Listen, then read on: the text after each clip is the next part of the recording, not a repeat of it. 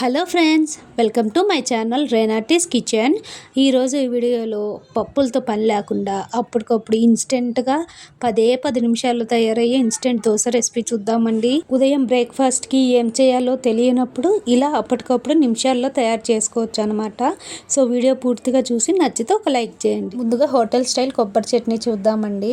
So కొబ్బరి చట్నీ కోసం ఒక అరచిప్ప కొబ్బరి అనమాట, పచ్చి కొబ్బరి తీసుకున్నానండి. ఇలా ముక్కలుగా కట్ చేసుకుని ఒకసారి వాష్ చేసుకుందాము. ఒక 2 సార్లు అయినా వాష్ చేసుకోవాలండి. ఒకవేళ మీరు ఫ్రెష్ కొబ్బరి అంటే ఫ్రెష్గా కొట్టిన టెంకాయ వాడుతుంటే అవసరం లేదనమాట. ఇక్కడ నేను ఒక రోజు ముందు కొబ్బరి అంటే దేవుడి కోసం కొట్టిన కొబ్బరి తీసుకున్నానండి, అందువల్ల కడుగుతున్నాను అనమాట.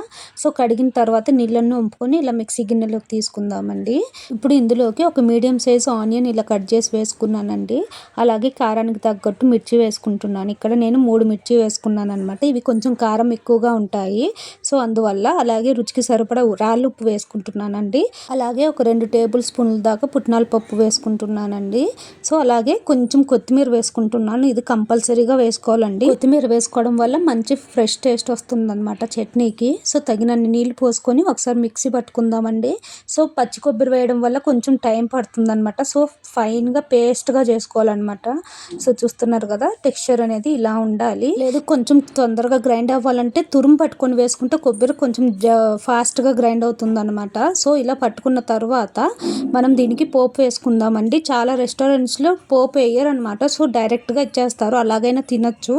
సో ఇది ఆప్షనల్ అనమాట పోపు వేసుకోవడం. పోపు కోసం ఒక 2 నుంచి 3 టేబుల్ స్పూన్ల ఆయిల్ వేసుకున్నాను. ఇందులోకి ఇప్పుడు తాలింపు గింజలు వేసుకున్నానండి. సో తాలింపు గింజలు అంటే జీలకర్ర, ఆవాలు, శనగపప్పు, మినపప్పు వేసుకున్నాను అనమాట. అలాగే కొంచెం కరివేపాకు వేసుకున్నాను. అలాగే ఒక 2 ఎండుమిర్చి వేసుకున్నానండి. ఇప్పుడు మనం మిక్సీ పట్టుకున్నాం కదా, సో ఆ చట్నీ ఇందులోకైనా వేసుకోవచ్చు, లేదా మనం పోపు తీసి చట్నీ ఒక గిన్నెలోకి వేసుకొని అయినా వేసుకోవచ్చు అనమాట. సో ఎలాగైనా చేసుకోవచ్చు. ఇందులో కొంచెం వాటర్ యాడ్ చేసుకొని మనం కన్సిస్టెన్సీ అనేది అడ్జస్ట్ చేసుకోవచ్చు అనమాట. సో అంతే అండి, ఎంతో కమ్మగా రుచిగా ఉండే టెంకాయ చట్నీ రెడీ అనమాట. ఇది చేసుకోవడానికి ఎక్కువ టైం కానీ పట్టదు అనమాట. సో మీరు ఒకసారి ట్రై చేసి ఎలా వచ్చిందో నాకు కామెంట్లో తెలియజేయండి.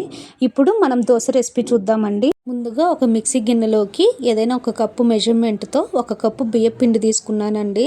అలాగే ఒక 1/2 కప్పు శనగపిండి తీసుకుంటున్నాను అనమాట. అలాగే ఒక 2 బంగాళదుంపలు మీడియం సైజు తీసుకుని ఇలా కట్ చేసి వేసుకున్నాను అనమాట.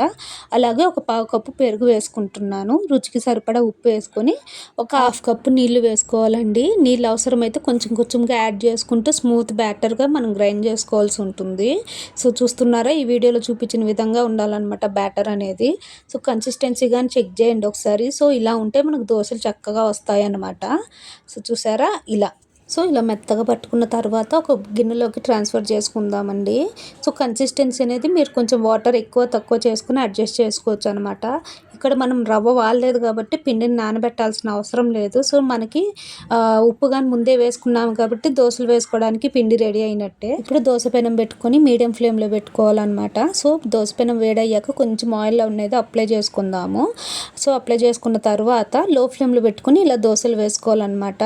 దోశలు వేసేటప్పుడు మాత్రం లో టు మీడియం ఫ్లేమ్లోనే పెట్టుకోవాలండి. సో దోశలు వేసిన తర్వాత హై ఫ్లేమ్లో పెట్టుకోవచ్చు అనమాట.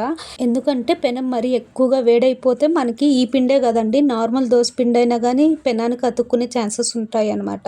సో ఎప్పుడైనా దోశలు వేసేటప్పుడు లో ఫ్లేమ్లో పెట్టుకొని దోశలు వేసిన తర్వాత హై ఫ్లేమ్లో పెట్టుకుంటే దోశలు ఏ దోశలైనా కానీ చాలా చక్కగా వస్తాయి, పర్ఫెక్ట్గా వస్తాయి అనమాట.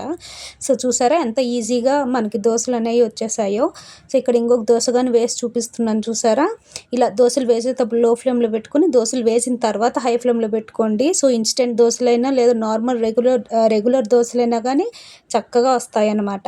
ఈ పిండితోటి క్రిస్పీ దోశలే కాదండి, సాఫ్ట్ దోశలు కానీ వేసుకోవచ్చు అనమాట. సో ఖచ్చితంగా మీరు ఒకసారి ట్రై చేయండి. ట్రై చేసి ఎలా వచ్చిందో నాకు కామెంట్లో తెలియజేయండి. ఈ వీడియో కనుక మీకు నచ్చుంటే లైక్ చేయడం మాత్రం మర్చిపోకండి. అలాగే మీ ఫ్రెండ్స్ అండ్ ఫ్యామిలీ మెంబర్స్కి షేర్ చేయండి. నా ఛానల్ కనుక కొత్తగా విజిట్ చేసి ఉంటే సబ్స్క్రైబ్ చేసుకోండి. అలాగే పక్కనే ఉన్న బెల్ ఐకాన్ క్లిక్ చేయండి. దాని ద్వారా నేను అప్లోడ్ చేసే వీడియోస్ నోటిఫికేషన్స్ మీ వరకు అందుతాయి. ఇలాంటి ఎన్నో ఇన్స్టెంట్ దోశల రెసిపీస్, హెల్దీ దోశల రెసిపీస్ నా ఛానల్లో చాలా ఉన్నాయండి. సో ఈ వీడియో చూసిన తర్వాత ఒకసారి చెక్ చేయండి. So thanks for watching.